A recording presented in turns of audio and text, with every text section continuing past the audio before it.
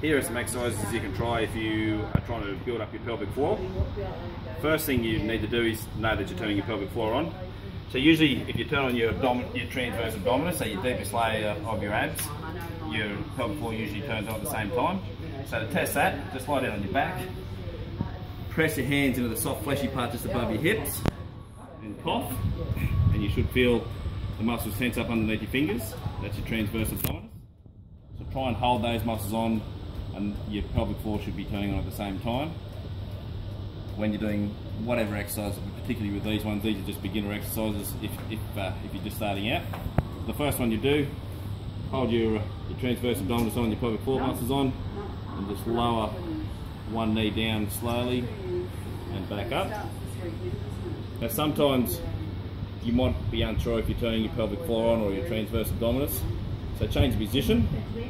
Another one you can try that might give you a little bit more feedback is on your hands and knees. And just same deal, try and turn your pelvic floor and your transverse abdominis on. And if over time you feel that you've mastered this and that it's all working, you can try and load up those muscles a little bit more just by lifting one knee off the ground for a second at a time.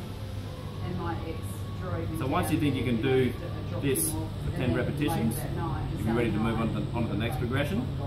There's a number of different exercises that you can try that will progress you through, which will slowly build your pelvic floor and your transverse abdominis up.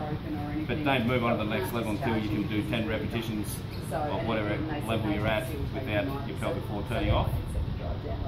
Another exercise you can try is using the cable machine. Just hold it in the middle of your chest, push it backwards and forwards. You won't be able to lift a lot of weight with this. When it comes to developing your pelvic floor, it can take months, so don't expect it to happen immediately. Now I'll show you one last exercise which, if much further down the track, months down the track, you've progressed on and developed your pelvic floor, you can give this one a go.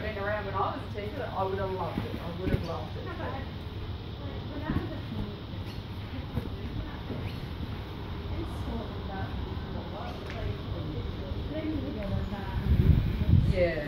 I just think it's about that. Yeah. And getting it up and off, just like spring late in America.